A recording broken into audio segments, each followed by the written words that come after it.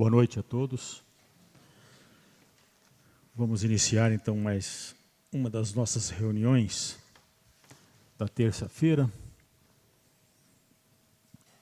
E para que consigamos um ambiente calmo e harmônico, um oásis de paz no mundo não tão pacífico de hoje, nós vamos iniciar a reunião com uma prece.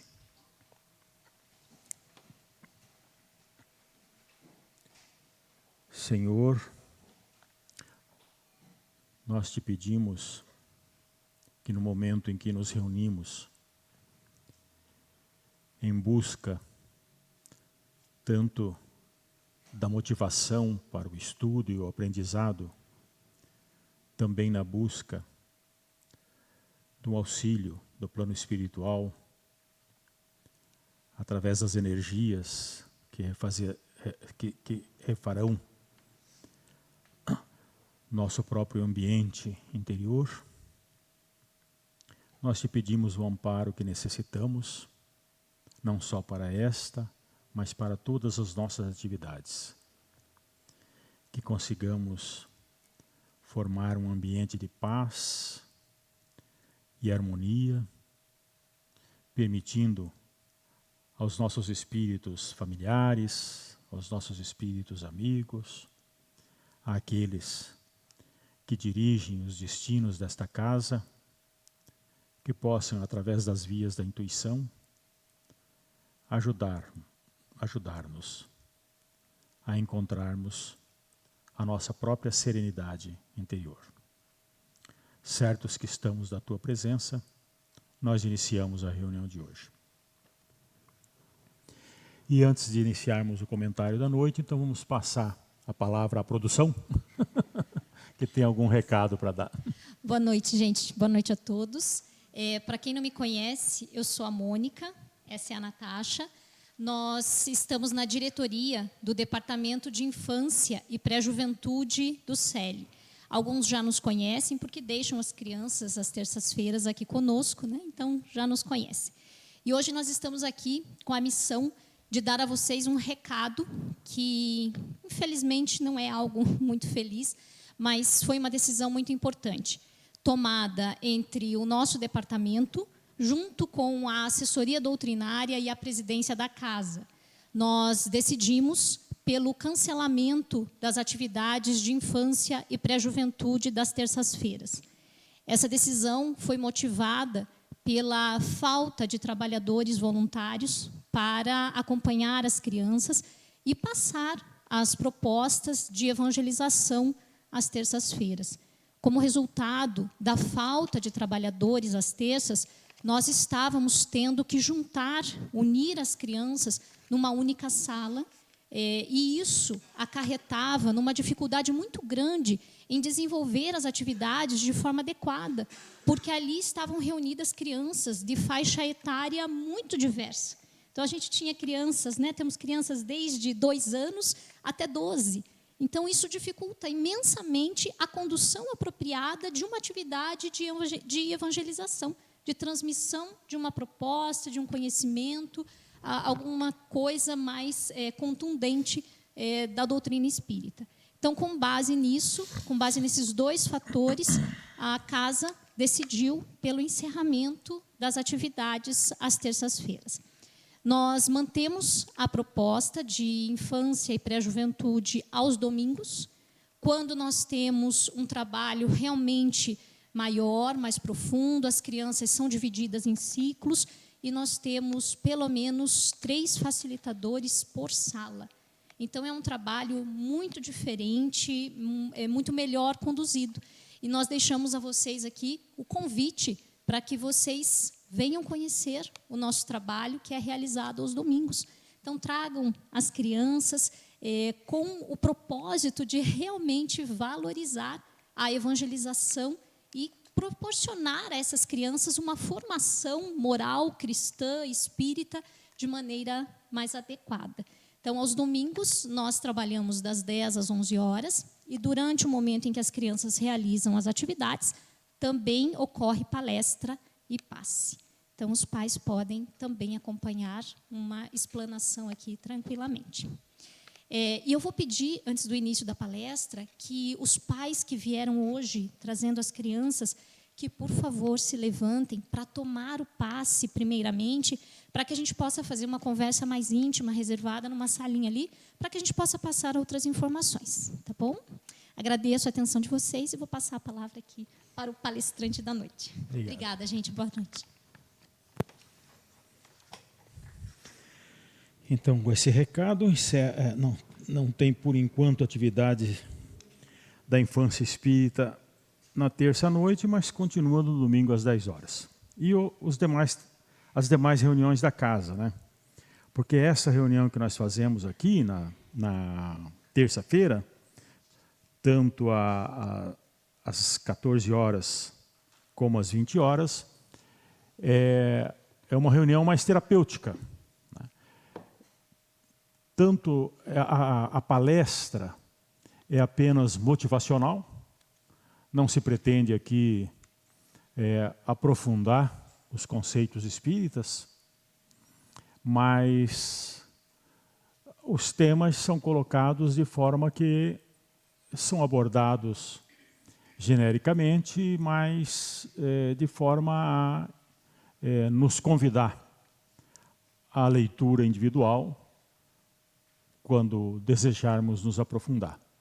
E ao lado dessa motivação tem o objetivo terapêutico. Né? É uma reunião de passes e fluidoterapia, uma técnica preconizada por Kardec, até no último capítulo do livro que eu pretendo abordar hoje, dentro da programação nossa de temas, que nós chamamos de fluidoterapia, em que há realmente o contato com o médium, as pessoas trazem os seus questionamentos, suas dúvidas, seus problemas e pedem ajuda e são atendidas no outro salão. Enquanto que aqui nós só tomamos o passe, que faz parte da fluidoterapia, porque o nome diz, é um tratamento por fluidos. Fluidos é um termo espírita, não tem similitude com o termo fluidos da física, né? Está dentro da mundividência espírita, que pode ser encontrada nos demais cursos que nós vamos referir. Só para complementar, aviso que o passe não é nada obrigatório. Né? Quem vem aqui para ouvir a palestra, pode só ouvir a palestra se quiser. Muitas vezes as pessoas são de tradições, religiões que até nem permitem, ou confundem com rituais, ou coisa assim. Então, nós queremos deixar claro que o passe não é um ritual. Portanto, não é uma obrigatoriedade do espírita tomar passe. Né? Ele toma passe se ele veio para tomar passe e quiser, quando é chamado, vai tomar o passe. Se alguém tiver alguma coisa ou que não quiser tomar passe naquele dia, basta fazer um sinal e ficar sentado. Não tem problema, não vai prejudicar o trabalho por causa disso e não vai se prejudicar também, porque não há essa necessidade permanente de se tomar passe como se fosse um ritual semanal. É apenas uma técnica, né? É algo que nós fazemos, é uma transmissão de fluidos da equipe, uma equipe adrede preparada, que através, então, da concentração, do seu preparo, se soma a um ambiente espiritual, ou seja, se soma a espíritos e formam essa atmosfera fluídica que é transmitida ao paciente. Paciente, no caso, com 2 S's, né? Aquele que toma passe. Essa palavra não existe, é evidente, é brincadeira nossa. Mas o centro tem outras reuniões para aqueles que querem se aprofundar ou prosseguir no estudo. Nós temos o Programa Básico de Doutrina Espírita, o PBDE, que é nas quintas-feiras, às 20 horas, e nas sextas-feiras, às 14 horas. Nós chamamos de Programa Básico, mas não quer dizer que seja tão assim principiante. É principiante, mas é básico porque é genérico. Aborda toda a filosofia espírita. Não é um programa específico, é um programa geral de doutrina espírita. Então, todos estão convidados a participar. Basta preencher uma ficha de inscrição, porque alguma burocracia a gente tem que ter para dividir os grupos de estudo, dinâmicas de grupo, etc. e tal. Então, precisa lidar com as fichas. mas não há mais burocracia do que isso. Pode-se chegar a qualquer momento do ano, porque por tratar de todos os assuntos da doutrina espírita, ou seja, da filosofia espírita, que é a mundividência espírita, a abordagem de todos os questionamentos e problemas humanos à luz do conhecimento espírita, acaba sendo rotativo. E a qualquer momento que a pessoa inicie, né, entre no curso, mesmo ele estando em andamento, não vai prejudicar os demais nem a si mesmo. Aí nós temos também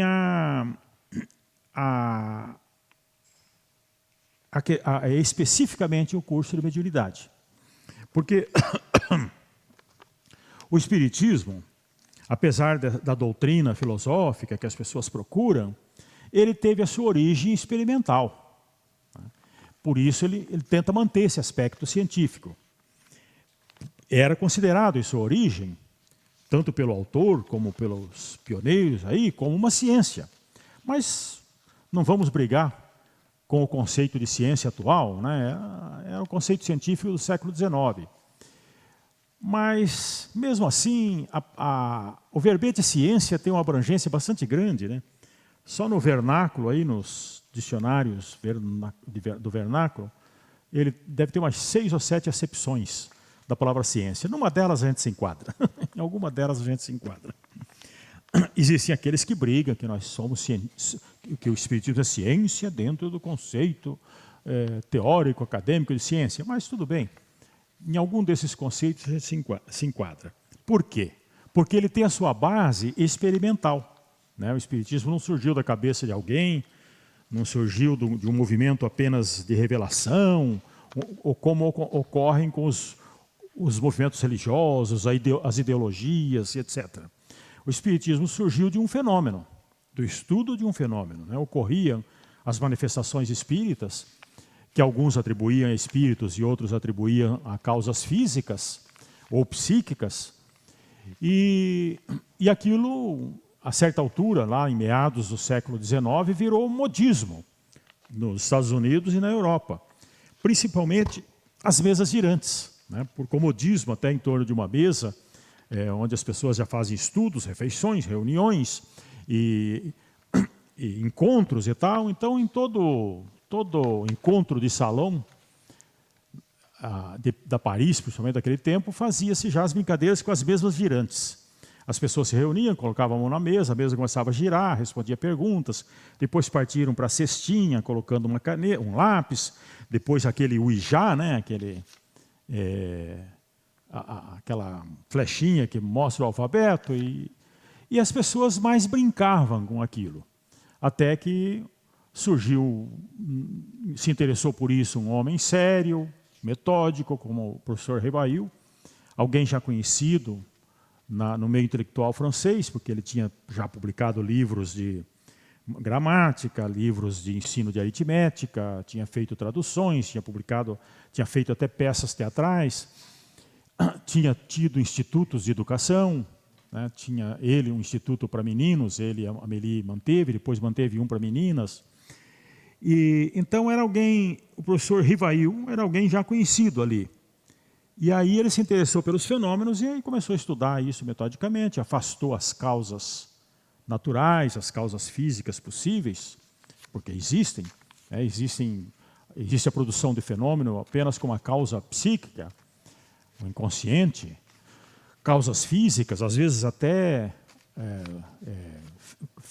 do corpo, né? Nervos que estalam ou coisas assim, e outras causas naturais.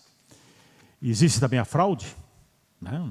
Não dá para se negar que existia, e existe até hoje a fraude. Claro, tudo que se estuda, tudo que se faz, todas as nossas atividades estão sujeitas à fraude. Tudo que a gente inventa, alguém inventa a fraude logo depois, se já não estivesse com ela inventada antes, né? Então, cartão de crédito, quando surgiu uma comodidade, encheu de fraude. Agora, Pix, uma facilidade danada, faz os pagamentos online, facilita os negócios. Já as fraudes estão campeando aí junto. Então, sempre tem. Mas a existência da fraude, muitos alegam, são contrários ou combatem o fenômeno espírita por causa das fraudes. Mas aí, quer dizer, é a mesma coisa que fechar o Pix, né? Ou proibir cartão de crédito por causa das fraudes. E a fraude até comprova o fenômeno, né? Porque ninguém falsifica o que não existe. Né? Se existe o uísque paraguaio, com minhas desculpas, né? Os do país vizinho, é apenas maneira de falar que o pessoal tem, porque normalmente entra por lá. Se existe o uísque paraguaio, porque existe o uísque legítimo, escocês, né? Então, por isso que já falsifica. E assim também, como existe o fenômeno espírita, existe a fraude. Mas esse professor Revail afastou todas essas causas, foi limpando o fenômeno e aí concluiu que havia grande parte dos fenômenos eram produzidos por inteligências independentes do médium e dos presentes, os espíritos. E o fenômeno já se dizia assim, né? Desde que ele começou a acontecer, ele já dizia que era um espírito. Só bastava a gente acreditar, ou ver se era verdade ou não. Uma vez ele considerando isso verdadeiro, aí ele começou a interrogar os espíritos. Sempre aplicando a sua metodologia. E chegou à publicação do livro básico da doutrina dos espíritos, que é o Livro dos Espíritos. Ele chamou o Livro dos Espíritos e lançou em 1857. A segunda edição definitiva, houve várias revisões ainda, mas pelo menos no seu escopo definitivo, foi em 1860 que ele lançou. E para fazer isso, e para tomar essa outra senda, essa nova diretriz na sua vida, que era a Constituição da Doutrina Espírita, é que ele assumiu o pseudônimo de Allan Kardec. Aí ele estabeleceu lá a base filosófica dessa ideia, criou a Revista Espírita, que era o Facebook da época, né, a internet da época, para ele interagir com as pessoas, então criou aquele tabloide. A Revista Espírita, publicação mensal, e aí ele se correspondia com grupos nos mais diversos lugares do mundo, e mesmo na França, e a Revista Espírita era o local onde desaguavam as cartas, as suas respostas e o debate que depois iam constituindo novas obras doutrinárias. Depois do Livro dos Espíritos, ele lançou o Livro dos Médiuns, o livro que ele colocou como subtítulo, o Guia dos Médiuns e dos Evocadores. Para quê? Para facilitar, para que se formassem novos grupos. Ele observou o fenômeno, classificou, buscou os mecanismos, as causas, as consequências, os óbices, né, os inconvenientes do contato com os espíritos. E tudo isso ele reuniu nesse livro, que ele chamou Guia dos Médiuns e dos Evocadores, para que se formassem novos grupos a partir daí. Esse nome, por quê? Porque ele evocava espíritos, né? Ele se servia, então, de médiuns e quando queria conversar com um espírito, alguém que tinha morrido e já antes, se eu morrer, me invoca aí para eu contar as coisas. Então, ele invocava, ele chamava, evocava aquele espírito. E, às vezes, evocava espíritos de pessoas que foram conhecidas quando vivas para fazer pergunta, para, enfim, fazer esse diálogo, né? O Espiritismo, então, é fruto desse processo dialético entre o homem que pergunta, os espíritos respondem, o diálogo entre o homem e os espíritos. Aqui no Brasil, e mesmo quem faz o Coen, aí acaba aprendendo a não fazer evocação, né? Vamos deixar espontaneamente os espíritos que surgem. Na verdade, as duas coisas têm os seus convenientes e seus inconvenientes, né?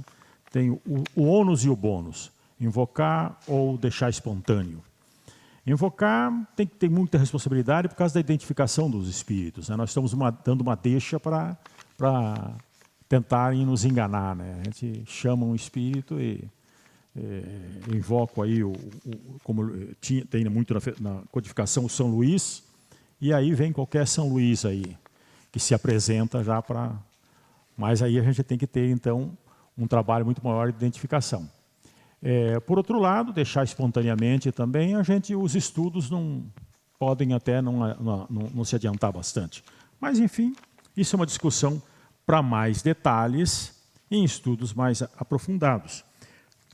o que nós vamos falar. Como o Espiritismo é experimental, surgiu experimentalmente, e daí que foi para a teoria e a formação doutrinária, nós procuramos, em toda a história do Espiritismo até hoje e continuando, não abandonar esse aspecto experimental.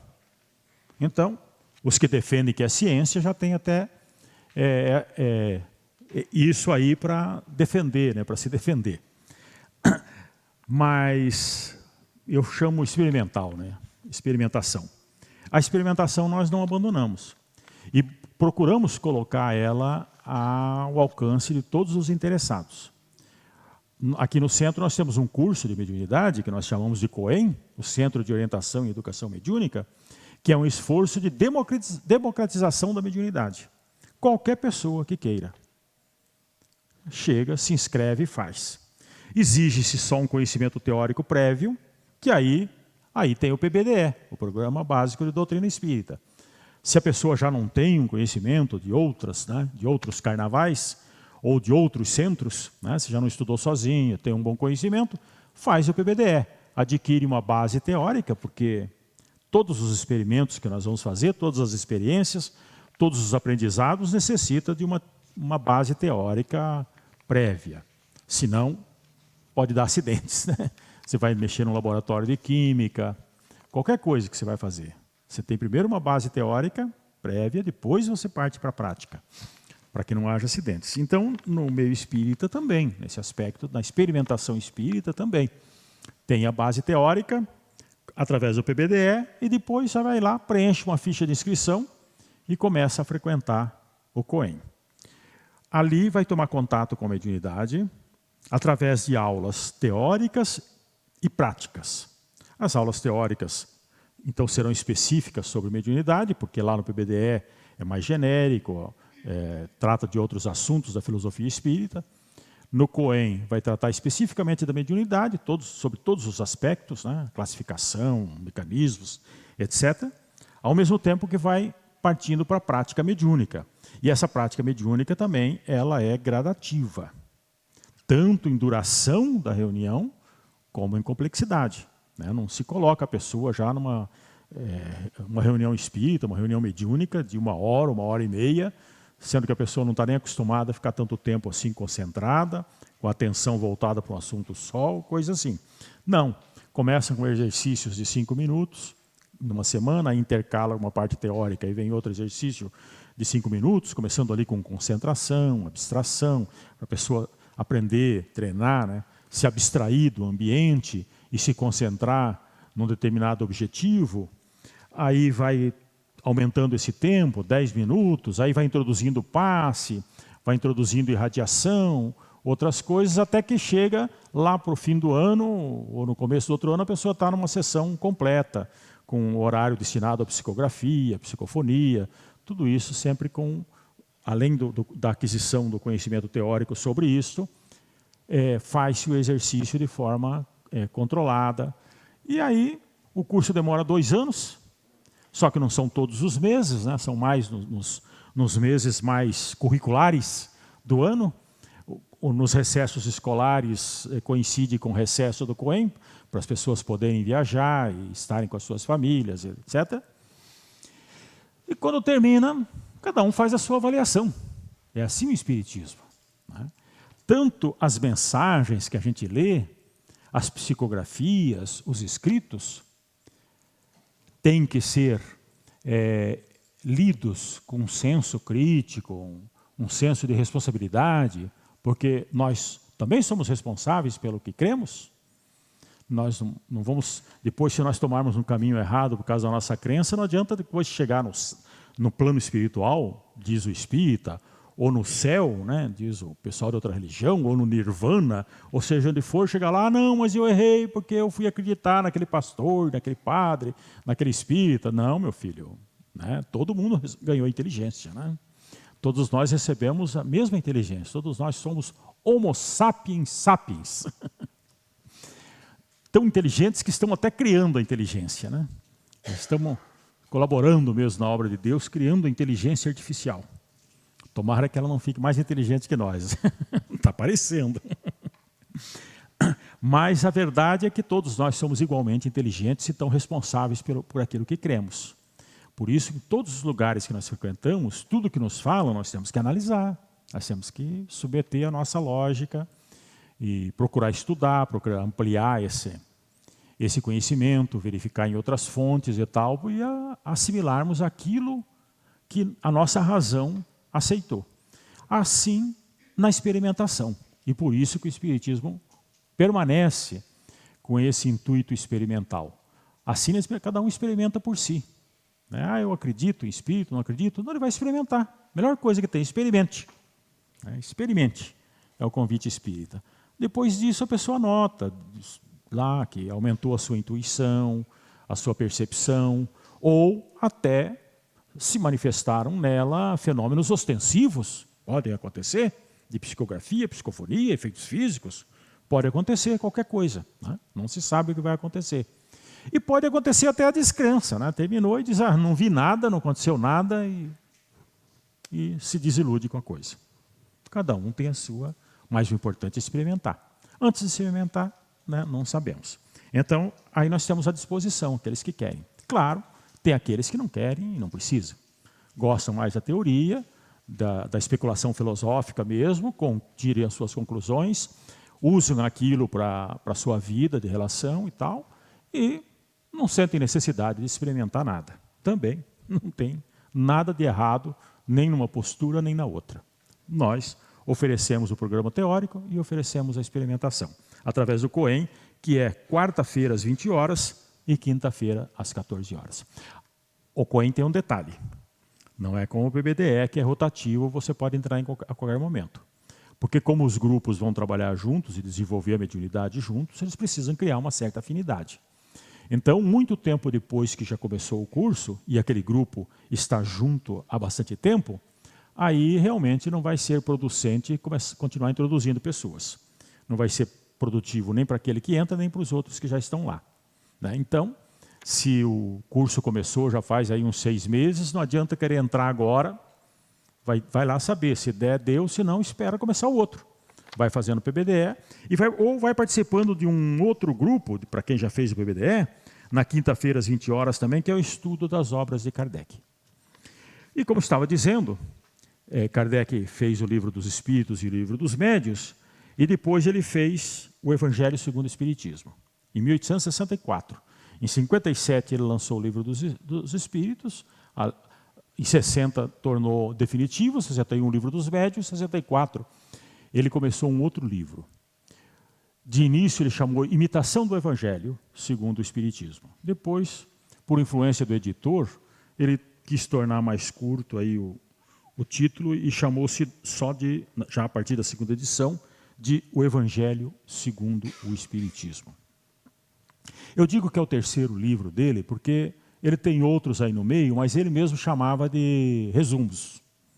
Eram opúsculos de propaganda, de propagação do Espiritismo. O mais importante deles é o que é o Espiritismo. Um livro muito bom para quem está começando, para não ir direto no Livro dos Espíritos, grosso e tal, volumoso. E começa com o que é o Espiritismo, que é em forma de diálogos. Ali ele vai explicando o básico da doutrina espírita. Alguns consideram tudo livros. Tudo bem, são livros, mas ele chamava aquilo de abreviaturas. E aí ele chamou, a partir daí, a propaganda dos livros espíritas, ele colocava parte filosófica, Livro dos Espíritos, parte científica, Livro dos Médiuns, ou parte experimental, Livro dos Médiuns, parte moral, o Evangelho segundo o Espiritismo. Porque daí ele sentiu necessidade de tornar práticos aqueles conhecimentos adquiridos no contato com o fenômeno espírita. Não só os ensinamentos dos espíritos, como o próprio conhecimento acumulado na prática do fenômeno. Porque o contato que ele fazia com os espíritos não era só para que os espíritos ensinassem alguma coisa. Ele também, na interrogação dos espíritos, em diversos graus, em diversas situações, ele ia descortinando o plano espiritual. E ia descortinando a nossa destinação, o sentido da nossa existência, através das situações em que aqueles espíritos, as diferentes situações de sofrimento ou de felicidade, em que se encontrassem aqueles espíritos no plano espiritual. Então, através desse diálogo, ele ia construindo toda essa imagem do plano espiritual. E aí ele quis desaguar isso numa moral, numa pedagogia, em orientações que servissem para que influíssemos no nosso comportamento e na nossa relação com as pessoas. Ele perguntando para os espíritos sobre as diversas formas de moral, né? A moral desse ou daquele filósofo, a moral dessa ou daquela religião, dessa ou daquela tradição, os espíritos responderam para ele, quando ele perguntou qual o melhor exemplo de moral que nós temos. Eles disseram, vede Jesus. Eles nem disseram Jesus. Né? Tem algumas traduções que colocam só Jesus. Tirou o voyez do francês, né? Voyez Jésus. Né? Botaram só Jesus. Na verdade, foi voyez Jésus. Né? Veja, vede Jesus. Observa Jesus. Tudo o que ele falou, o que tem sobre ele. Aí, por causa disso, ele, também com a ajuda dos espíritos, se dedicou ao estudo do Evangelho. Então, a moral escolhida foi o Evangelho. Só que ele não foi lá pegar os evangelhos canônicos, discutíveis, né, e que geraram mais desavenças até do que união em toda a sua história, na história da humanidade. Não é nenhuma crítica a isso, basta olhar a história e até hoje a gente vê certas hostilidades e coisas assim que surgem através dos evangelhos. Por quê? Estão lá escritos, são neutros, foram escritos numa época, reunidos, traduzidos, estão aí. Ele procurou analisar esses evangelhos e dividiu logo de início o seu conteúdo em 5 partes. Foi a primeira abordagem dele. Ele olhou, olha, isso aqui tudo dá para dividir em 5, já fez uma análise. Aqueles textos relativos à vida, os atos e vida de Jesus, né, o que ele fazia, deixava de fazer, qual era a profissão dele, etc. Os milagres, então parte do Evangelho trata dos milagres, né, os fenômenos que ocorriam em torno de Jesus. As predições, tanto para as predições imediatas para o que acontecia com Jerusalém, logo depois, ou aquelas que jogaram para o ano 2000, ano 3000, ou seja, o que for. Aí já falamos 3, né? As palavras que deram origem aos dogmas, e os dogmas deram origem a muita briga aí durante a história da humanidade, que o verbo se fez carne, ou se a Maria tinha mais filhos ou não, e todas essas questões dos dogmas. E a outra parte identificada é propriamente o ensino moral. Tudo isso ele notou, e vocês podem notar, pela leitura do Novo Testamento, tudo isso entranhado ali, né, intercalado e misturado. E milagres, predições, palavras que deram origem aos dogmas, etc. E, no meio ali, os ensinamentos morais que Jesus transmitiu. Ele se apegou nesse. Vamos deixar de lado essas outras 4 partes aí, porque se dá briga, não vamos entrar em mais um briguento aí no meio. Né? Não vai ser o espiritismo mais uma causa de dissensão ou mais um briguento. Vamos pegar no ensino moral, que o ensino moral serve para todos os povos, para todas as etnias, para todas as ideologias, é um ensino moral, puramente moral. E mesmo esse ensino moral, ele não fez um trabalho simplesmente de transcrever isso, publicar em folhetos e ficar insistindo com dísticos, muitas vezes herméticos, muitas vezes de difícil compreensão, principalmente para as pessoas que não são muito acostumadas com a tal da hermenêutica, né? Que não deram muita atenção na escola, na interpretação de textos, e aí às vezes tem dificuldade. Então ele trabalhou esses textos, meditou sobre esses textos e dialogou com os espíritos sobre esses textos. E aí é que ele foi construindo a moral espírita. Agora, é interessante, por isso, então, quem comprar o livro vai ver que todos os capítulos têm a transcrição do verbete, lá do versículo, do Evangelho, tirado de uma tradução tradicional, no caso da França, ali dele, o Sacy. Se fosse aqui, nós teríamos hoje em dia uma série de traduções para escolher. Ele escolheu aquela que era a mais aceita na França da época, na língua francesa, coloca aquela transcrição ali do texto evangélico, aí coloca as análises, as interpretações, as opiniões, né, sobre a interpretação daquilo ali, e depois coloca, como terceira parte, a instrução dos Espíritos sobre aquele assunto. Então, fez uma abordagem completa. E esse é o Evangelho segundo o Espiritismo. Mas interessante que nesse livro, que deveria ser só moral, ele coloca a sua metodologia de construção doutrinária. Não digo a metodologia de abordagem dos fenômenos. Essa é a metodologia normal, que se discute, se aperfeiçoa, de todas as ciências, para a abordagem de qualquer fenômeno, onde entra a estatística, onde entra a observação, onde entra a repetição, o teste, etc. e tal. Eu digo o método para a formação dos princípios doutrinários da filosofia espírita, que ele coloca já na introdução. Na segunda parte, na primeira parte ele faz essas observações que eu fiz sobre a divisão dos conteúdos evangélicos, e na segunda parte ele fala da autoridade da doutrina espírita, do controle universal do ensino dos espíritos, que é a metodologia kardeciana de formação doutrinária. Porque já dizia nos evangelhos, lá nos Atos dos Apóstolos, o apóstolo Pedro, nas suas epístolas, dizendo: meus filhos, não creais em todos os espíritos, vede antes se os espíritos vêm de Deus. Por quê? Porque esse é um dos óbices da mediunidade. Você não vê os espíritos, e mesmo quando vê, ele pode te tapear até na vidência. Na palavra, então, né, um espírito pode se passar por outro e psicografar, e você precisa estar alerta para saber identificar e não acabar saindo pregando uma doutrina porque um espírito me falou, e essa é a verdade. Escreve um livro, dita um livro, o espírito, e você sai pregando às vezes e fazendo aquele famoso pagamento de mico. Aqui ele dá o método no Evangelho. Então quem for ler o Evangelho, não pule a introdução, porque aqui na introdução está o controle universal do ensino dos espíritos, onde ele diz como que a gente deve acreditar nos espíritos e usar aquilo como uma verdade que nos sirva.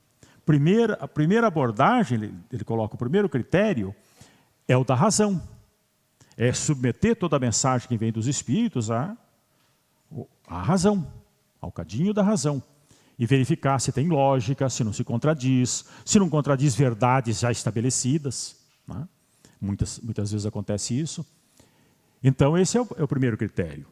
Um critério que ele usa também é a idoneidade dos médiuns. Médiuns desapegados, médiuns que não trabalham com aquilo ali, que não se predispõem a produzir o fenômeno em troca de pagamento, ou em troca de enaltecimento pessoal, vaidade. Tanto é que ele nem coloca nas instruções dos espíritos, aqui ele coloca o nome do espírito, não coloca o nome dos médiuns, já para se cercar de colaboradores mediúnicos e insuspeitos. Então veja, já tem dois critérios, né? Se escapa de um, o médium, você procurou um médium insuspeito e assim mesmo escapou e passou uma mentira, tem o outro que é submeter aquilo à razão, à análise, mas mesmo assim, se você, por causa dos seus preconceitos ou qualquer coisa assim, você foi enganado ainda pelo texto, aí ele estabelece um terceiro critério, que é o controle universal. Uma verdade não tem, nas revelações divinas, né, nas revelações diversas que existem pelo mundo, não existe essa de só contaram para mim. Se só contaram para mim, não acredite, né? Podem usar aquilo, contaram só para você isso aí. É para desconfiar, né? Porque quando uma coisa é verdadeira mesmo, sobre os planos divinos, o plano espiritual, etc., tal, surge em vários pontos. Quando uma verdade está amadurecida, ela surge em vários pontos, né? Não é propriedade só de alguém. Então, ele se correspondia, primeiro ele, estando ali na Revista Espírita, ele recebia a correspondência de diversos grupos mediúnicos e analisava aquilo que vinha. E ainda se correspondia. Mas mesmo no receber as mensagens, ele já via, mesmo assim, espontaneamente, o surgimento das novidades em termos de espiritismo. Ele via que surgia em vários lugares. Então era um cunho, era já um indicativo de verdade, de veracidade. Fora isso, ele criava perguntas que enviava a esses grupos e analisava as respostas. Isso que ele chamou de controle universal. Porque um grupo sozinho, um médium sozinho pode errar. Um grupo sozinho também pode errar, mas vários já é difícil. Se adotasse só esse critério, também não adiantava nada, porque nem sempre a verdade está com a maioria. Mas juntos os critérios, aí ele tinha uma forma segura de construir a doutrina espírita. E isso deve continuar conosco. Deve continuar conosco, na formação das nossas crenças e no contato que nós tivermos com o espírito, com o espiritismo, com os vários centros que frequentarmos, com os livros que comprarmos, com tudo isso nós continuamos com esses critérios, estabelecendo esses critérios, vendo a procedência, analisando logicamente e vendo se há uma certa universalidade daquele conceito, antes de assimilarmos. E aí, com tudo isso que ele construiu a doutrina espírita. Mas quem lê isso no livro também vá até o fim, né? Porque às vezes nos livros a gente tem isso. O prefácio, o prefácio é só propaganda. A introdução também está tão chata. Eu vou logo no filme. Deixa eu clicar aqui no Netflix para ver logo o filme, que é o meio do livro. Aí também chega lá no final, já está bom, já li bastante e não vai nos últimos capítulos. E aqui, o livro todo, ele aborda a aplicação pedagógica dos conhecimentos espíritas. A reencarnação, o contato com os espíritos, a crença na imortalidade, a certeza da imortalidade, a evolução da alma. Tudo isso está aqui, direcionando o nosso e sugerindo e motivando a mudança de comportamento no relacionamento nosso com as outras pessoas. Por isso ele achava, e acha, e achamos ainda, que isso tem potencial de reformular a sociedade. Porque toca no interior das pessoas. E transforma, ajuda a transformação individual. E quando você olha uma floresta de um avião, se a floresta pode ser seca, por causa do inverno, ou qualquer coisa assim, como ela pode ser verde. Mas a floresta que é verde é porque cada árvore é verde. E a floresta que é seca é porque cada árvore é seca. Então assim é a sociedade. A sociedade também, nós somos como várias árvores. Se a maioria das árvores for verde, se a maioria das pessoas tiverem um comportamento adequado, respeito e amor ao próximo, a sociedade vai caminhar, seja que regime for. Agora, se a maioria das pessoas não estiver buscando isso, e não estiver se analisando à luz desses conhecimentos para encontrar um novo comportamento em relação ao próximo, nós não podemos garantir que a sociedade também seja equilibrada, porque ela é a soma de nós, indivíduos. Isso perpassa durante toda a obra. E no final, ele entra propriamente na terapia espírita, isso que é importante. Ele mostra o trabalho de desobsessão, contato com o espírito.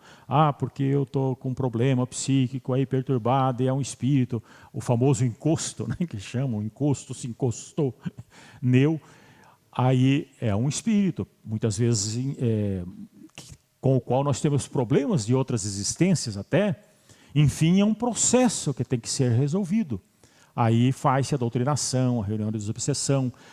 Quando o outro espírito influenciou tanto que a pessoa está enfraquecida, ela precisa de um apoio através da fluidoterapia para resolver o problema, ela precisa de um reequilíbrio, aí precisa dos passes, precisa da água fluidificada.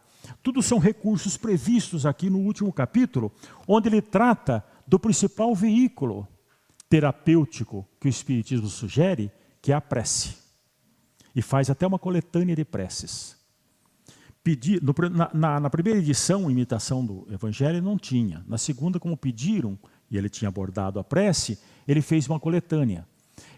Alguns pediam, bota lá uma prece para a gente rezar de manhã, para a gente rezar de noite. Ele disse, não é assim.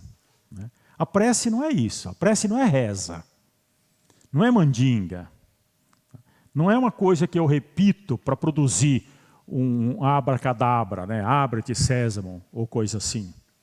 Então, se eu não sei o que eu estou falando, não adianta nada. A prece é uma conversa com Deus. E nós estamos conversando com o ser que nos criou, com o ser que mais nos conhece e sabe das nossas necessidades. Então, é uma conversa desnudada.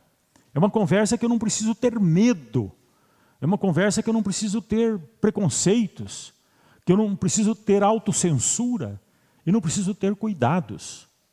É uma conversa íntima. Não precisa nem ser em voz alta, né, para que eu não passe os meus segredos para os outros também nessa conversa com Deus. A não ser que eu tenha que dirigir uma prece em público, né, para começar uma reunião e tal. Aí, claro que há uma censura, há uma formalização, mas essa prece que eu faço, não. Então, ela é com as minhas palavras. Aí, mas ele fez uma coletânea, prece para isso, para a hora que morre, para a hora que não sei o quê, para a hora que está doente. Foi sugestão. Porque nós precisamos verbalizar também o nosso pensamento. O nosso pensamento de início, quando nós ainda não éramos homo sapiens, era caótico. E os animais devem ser assim ainda. O pensamento era caótico. Os seres estavam misturados e nós tentávamos entender as coisas. Até que nós criamos a linguagem. Que é o quê? Uma casinha para cada ser. A palavra é a casa do ser. Cada ser foi colocado numa casinha e aí as coisas se organizam com a verbalização.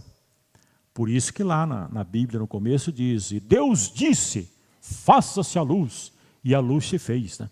Assim que ele fez o mundo. Então eu costumo dizer brincando que se Deus fosse mudo, não tinha mundo. Né? Porque ele fez o mundo falando. Então a palavra organiza o pensamento. E aí nem todas as pessoas têm tanto traquejo e vocabulário e tudo para construir esses pensamentos. Aí é que ele auxilia dando sugestões de preces para as diferentes ocasiões. E que nós devemos usar como sugestão, ler como sugestão. Mas ler principalmente o prefácio delas e a conclusão, onde ele faz a teorização sobre essa terapêutica da prece. E aí partirmos para isso.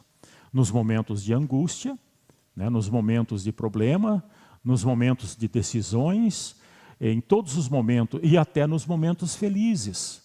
Darmos, ou um dia, uma hora por dia, uma horinha por dia, não uma hora inteira, né, um momento no dia, ou um momento na semana, ou um momento no mês, ou pelo amor de Deus, pelo menos uma vez por ano, fazer uma prece.